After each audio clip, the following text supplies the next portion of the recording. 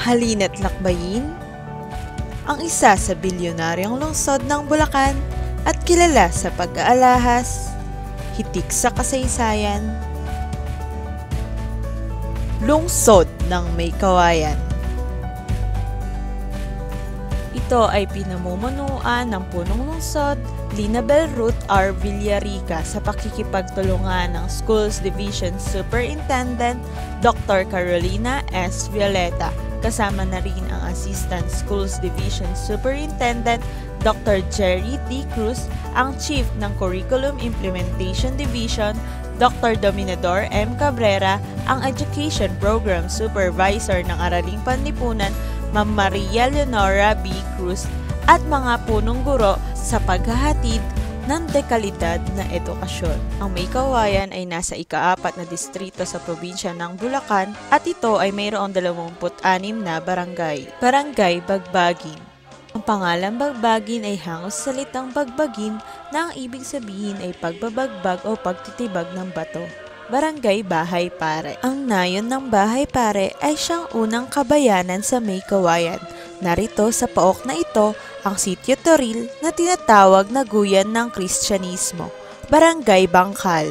Nagmula sa punong bangkal na dati matatagpuan sa lugar na ito, isang uri ng punong na pagkukunan ng mga tabla ang Nuclea orientalis.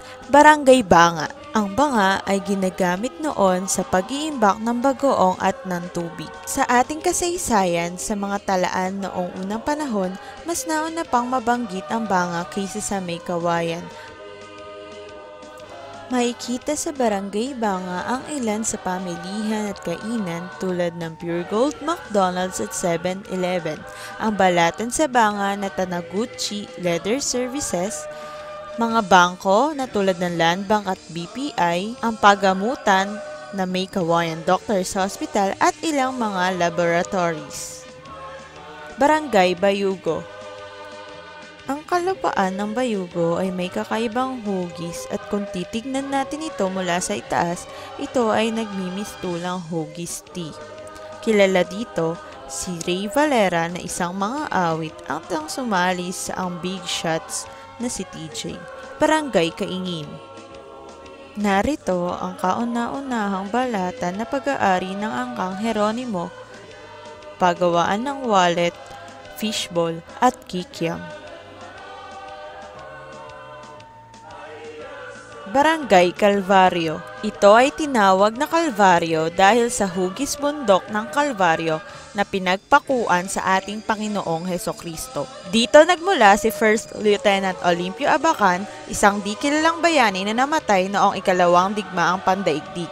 Gayon din ang kilalang manlalaro sa Olympics na si Lydia de Vega. Dito matatagpuan ang kauna-unahang paaralang pampribado sa munisipalidad ng May Kawayan, ang May Kawayan Institute na ngayon ay May Kawayan College. At ang Aliw Complex. Barangay Kamalig. Ang salitang kamalig ay isang maliit na kubo na imbakan ng mga palay, mais na siyang ipinangalan sa barangay.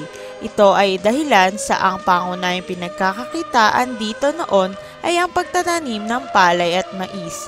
Makikita rin dito ang Santo Niño Parish Church na nabuo noong taong 1986 na ang unang kura paroko ay si Father Peng Sulit. Ang dalawang bisita sa barangay, makikita rin dito ang St. Mary's Academy of Santo Niño, May Kawayan National High School, May Kawayan City Hall, Police Station, DSWD, COMELEC, LTO, Marymount Hospital, at 3 gasoline station. Gayon din ang Pilhatory Corp, 2 gusaling kapisan, adobehan, Emma Town, El Camino Wet Market, 2 branches of Mercury Drug at Jollibee, at marami pang iba. Barangay Hulo. Ang salitang hulo ay nangangahulugang dulo o liblib ng bayan. Dati ay tinawag rin ang pook na ito ng buslo o sisidlan ng isda sapagkat ito ang hanap buhay ng mga tao roon. Ang singsing at balat sa gitna ng sagisag ay sumisimbolo sa pangunahing hanapbuhay ng pinagkakakitaan ng mga tagahulo na Alhasan at Balatan. Sinasabing dito rin lumapag ang helicopter ni Pangulong Ferdinand Marcos nang siya ay pumunta ng May Kawayan sa panunungkulan ng dating mayor na si Jose Catajan. Barangay Iba. Ang pangunahing hanapbuhay sa Barangay Iba ay pag-iempleyo at pagnenegosyo. Kakikitaan ng maraming pabrika ang Barangay Iba. Nandito ang Sterling Industrial Park at sa loob nito ay matatagpuan ang ilan sa mga negosyo na hindi lamang kilala sa buong barangay kundi sa buong bansa din. Isa na rito ang Hanabishi, ang praktikal na kapartner ni Mrs. Ang sikat na pabango na pagmamayari ng sikat na Lord of Scent, Joel Cruz ang afisyonado. Dito rin makikita ang paggawa ng papel at notebook ang Sterling Paper. Maging ang isa sa distributor ng rubber product at balloon party needs ay dito rin matatagpuan, ang Caribbean Rubber Corporation. Alam niyo ba na maging ang Lily's Peanut Butter ay matatagpuan din sa Barangay Iba? Barangay Langka. Ang pangalan ng baryong ito ay kinuha sa mga puno ng langka na saganang namumunga sa paligid-ligid at nagbibigay ng mabangong simoy ng hangin. Nagkaroon ng himpilan ang mga naghihimagsik na pinangunahan ni Coronel Ciriaco Contreras na isa sa sumilang sa nayong ito at itinuturing na bayani ng Langka. Ang katunayan at tanda ng pagkakaroon ng labanan at pagtatanggol upang maibangon ang kaapihan ng mga tao ay nagtatag ng isang monumento na may titik KKK, NMAB na ang ibig sabihin ay alaala sa pagkakaalis sa kaalipinan mula sa pamahalang Kastila ng taong 1876. Makikita rin sa Barangay Langka ang North Riverside Resort at ang One Oceanus Private Resort. Ang pangunahing kinabubuhay naman rito ay ang hanap buhay na kurtinahan. Kilala rin na nakatira dito ang Batikan na artista na si Julio Diaz at Dante Rivero. Barangay Lawa. Noong unang panahon, ang pook na lawa ay binubuo ng mga talampas na bato at madawag na gubat-gubatan na kalaunay naging lawa-lawaan. Barangay Libtong. Mayroong grupo ng mga incheck na pinangungunahan ni Litong na nakadiskubre ng likas na yaman ng pook. Natuklasan ang mga bato na maaaring pakinabangan at ianyo sa iba't ibang hugis. Kalaunan, naging bukang bibig ng nakakarami ang pangalang Litong na naging Libtong. Ang mga pinagmamalaking produkto ng Libtong ay mga bilao at basket, iba't ibang uri ng kakanin,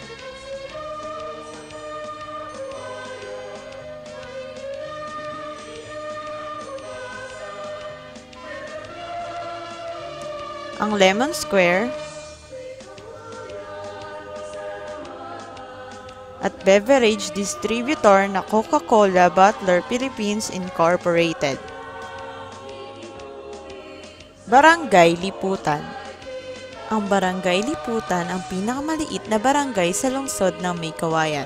Ang pangunahing transportasyon dito ay bangka dahil ito ay ligid ng tubig. Ang pangalang Liputan ay nagmula sa salitang libutan dahil ito'y napapaligiran ng tubig.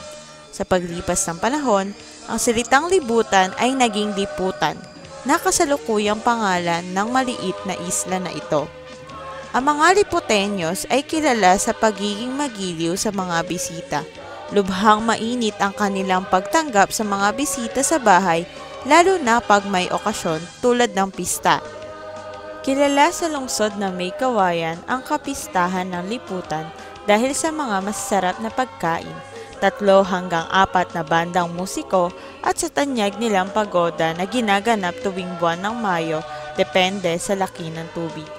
May tuturing na ang kapistahang ito ang pinakamalaki, pinakamasaya at pinakakilala sa lahat ng mga kapistahan sa lungsod ng May Kawayan. Pinakatampok ng kapistahan ang makulay na pagoda nalalayag sa ilog ng May Kawayan. Hinihila ito ng isang troll at iniikutan ng mga mabibilis na bangka at speedboat upang lumikha ng alon at mapabilis ang pagtakbo ng pagodang gawa sa bakal na nakapatong sa dalawang naglalakihang kasko, bilang pagpupugay sa kanilang patron na si Emmanuel Salvador, isang imahe ni Jesus na nakapako sa krus.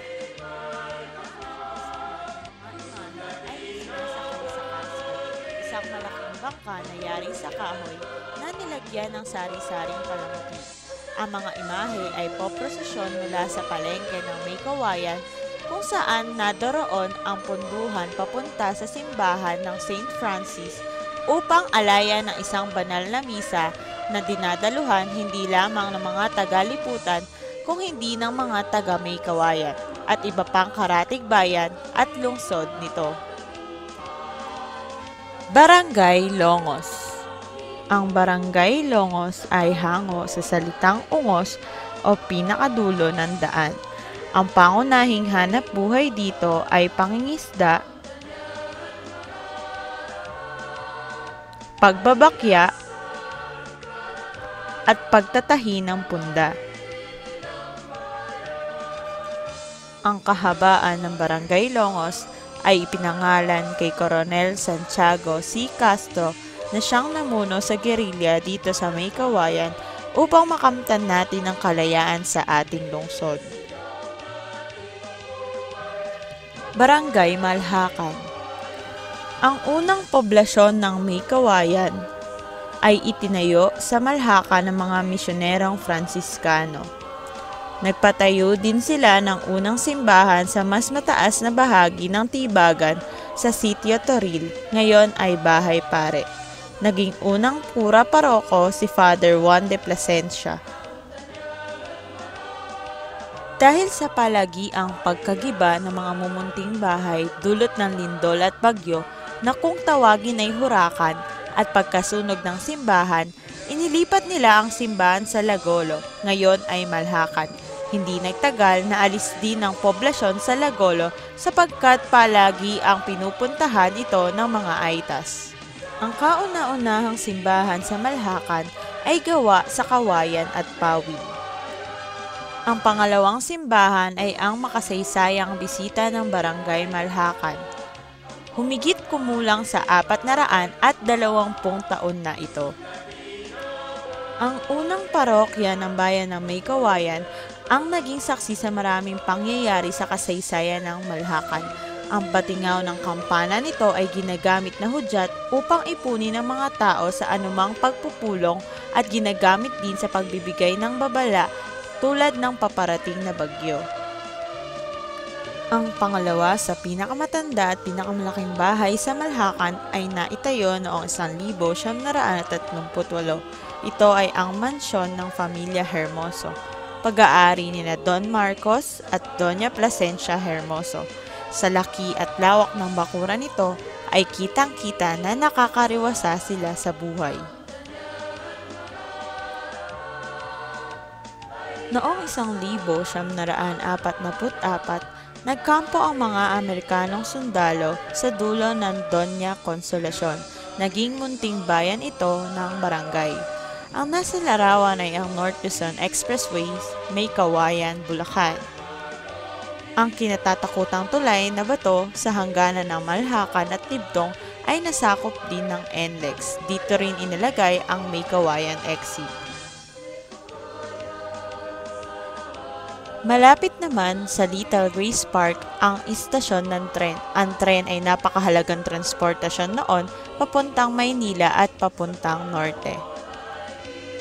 Ang Sitio Daungan, kung saan dumadaong ang malalaking bangka o kasko, ay ang nagkakarga ng mga adobe na dinadala sa Maynila. Mula din sa Barangay Malhakan ang unang Pilipino na nakapagpalipad ng pinakamalaki at pinakabagong eroplano sa kasaysayan ng mundo. Siya ay si Captain Franklin Maliari Desiderio.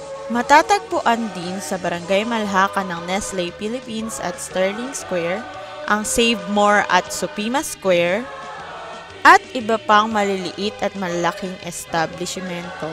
Barangay Paho. Ang pangalan ng Paho ay nagmula sa punong pahutan na pinaniniwala ang marami sa lugar. Barangay Pandayan.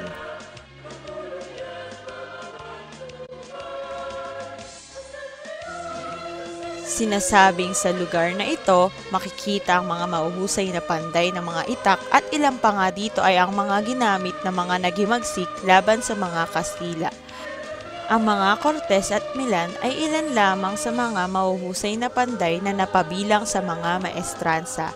Dito din makikita ang Alexandra Garden, Namwa, Kainan na Amelitos, Balayan ni Kuyang,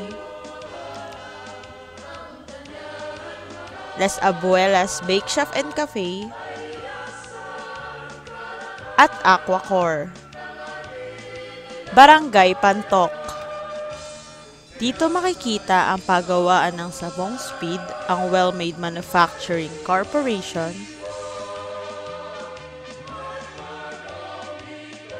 ang lumang gusali ng NutriAsia ay nasa Pantok pa rin, na may produktong toyo, patis, spicy vinegar at iba pa. Pero ang pangunahing planta nito ay nasa Marilao na. Gayon din ang sulit sa sarap na panaderyang Pantoja.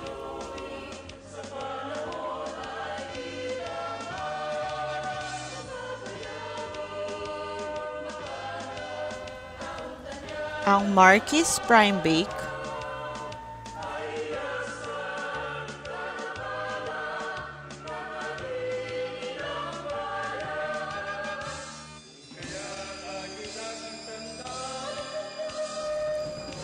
at warehouse ng Hanabishi.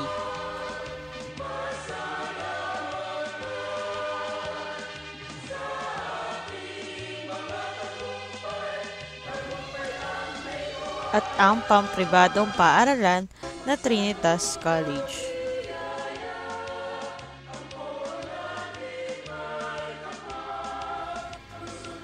Barangay Perez. Ang Perez ay salin sa salitang Kastila na alferez. Ang alferez ay siyang kinikilalang pinuno ng pamahalaan na kaagapay ng pari sa pagpapatupad ng batas sa lahat. Dito sa lugar na ito, naitayo ang pamahalaan ng Kastila at nagpasalin-salin sa iba't ibang nanunungkulan. Sa paglipas ng panahon, ang salitang alferez ay naging Al-Perez at kalaunan ito ay naging Perez na lamang. Makikita sa simbolo ng pamahalang Perez ang isang salakot na sagisag na ginagamit ng alferez.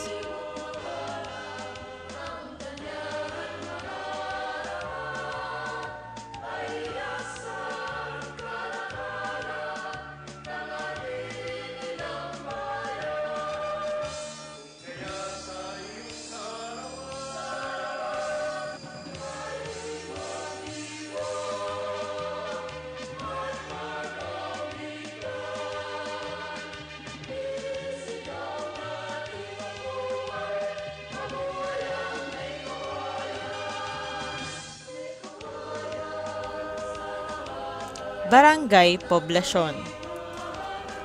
Ang poblasyon ay hango sa salitang Kastila na ang ibig sabihin ay populasyon. Ito ay ang kadalasang ipinapangalan sa mga nayon na kung saan natatagpuan ang simbahan, bahay, pamahalaan, ospital, paaralan at pamilihang bayan. Ito rin ang kadalasang malapit sa ilog komersyo na siyang pangunahing transportasyon noong panahon ng pananakop ng mga Kastila. Karamihan sa mga unang Pilipino ay naninirahan na malapit sa ilog, kaya sila ay tinatawag na Tag-Ilog o Tagalog ng Lumaon. Sa May Kawayan noong 1978, marami na ring naninirahan na malapit sa ilog at dahil sa mayaman ang ilog, ay maraming ang namamalakaya dito.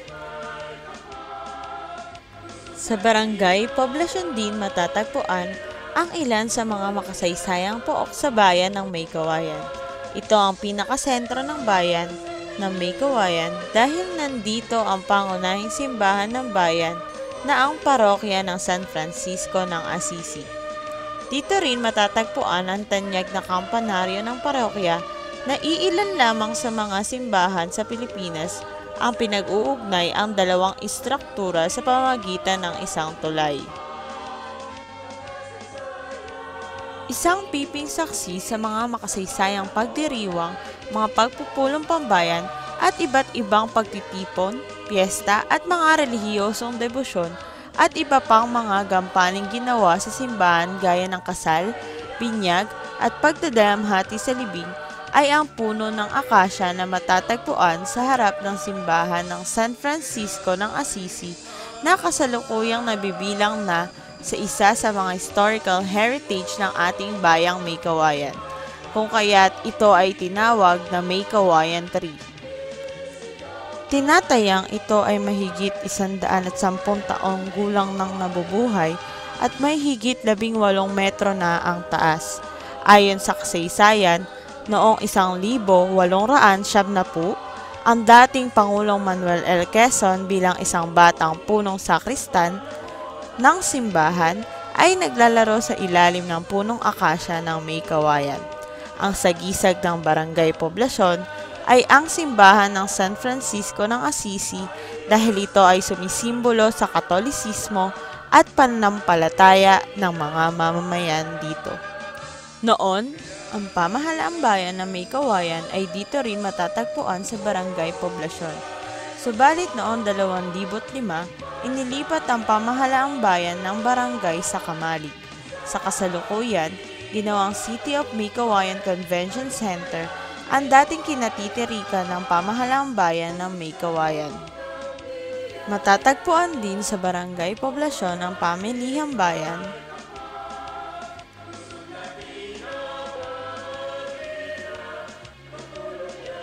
ang sentro ng komersyo,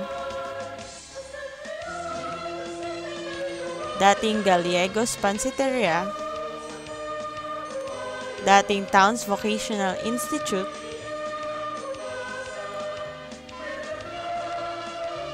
mga bangko, mga tindahan, kooperatiba ng San Francisco ng Assisi at iba pang mga establishmentong komersyo.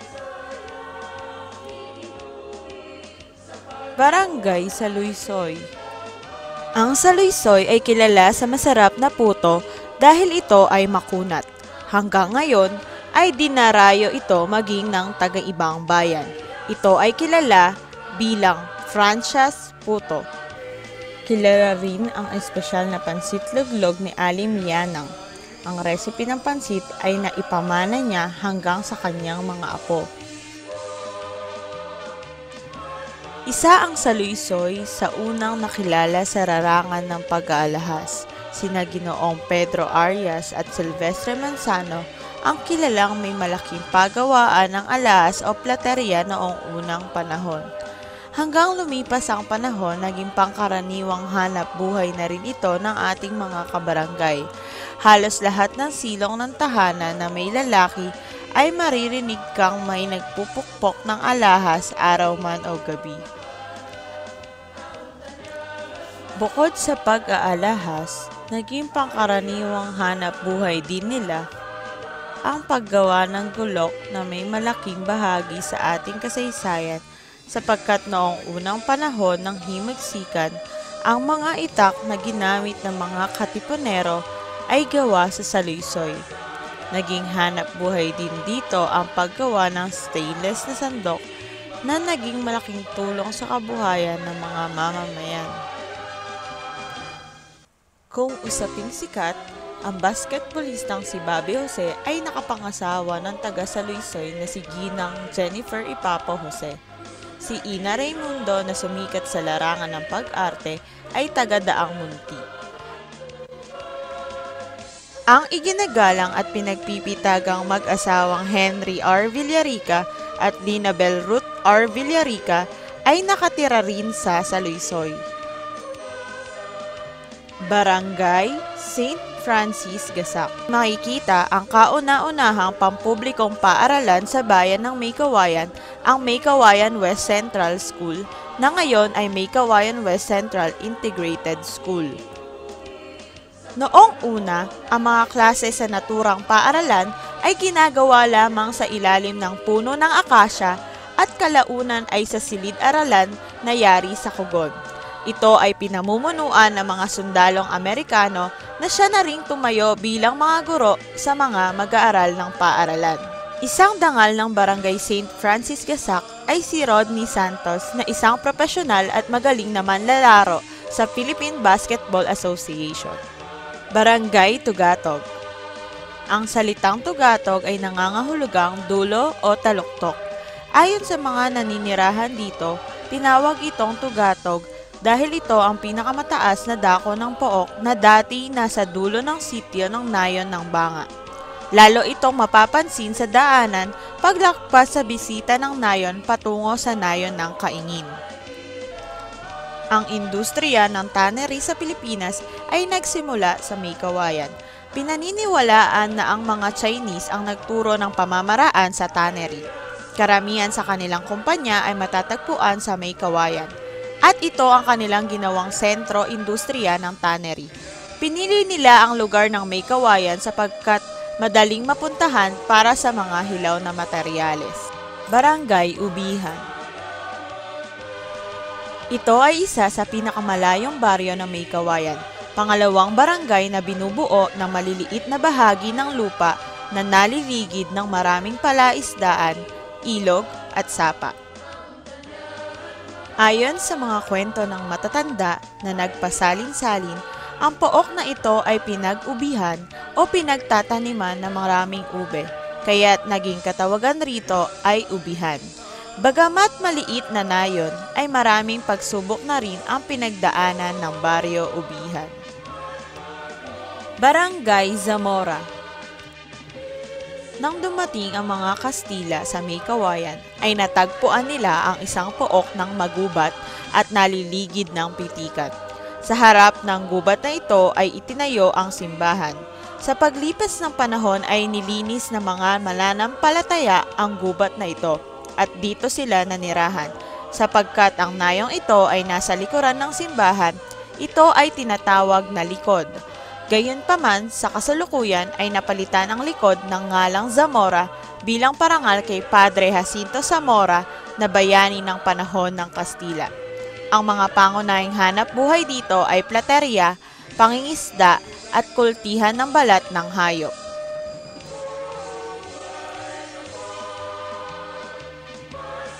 Lingid sa kaalaman ng marami, may pagawaan ng poon na pagmamay-ari ni Ginoong Russell Trinidad at pagawaan ng mga rosaryo na pagmamay-ari ni Ginang Candy Ninobla. Makikita rin sa tapat ng Aliw Complex ang dating estasyon ng tren. Mapaalahas man, industrial, personalidad, ay nabigyan ng oportunidad ang May Kawayan. At tulad ng kawayan, anumang dagok ang dumaan ay siguradong malalagpasan at uukit sa kasaysayan.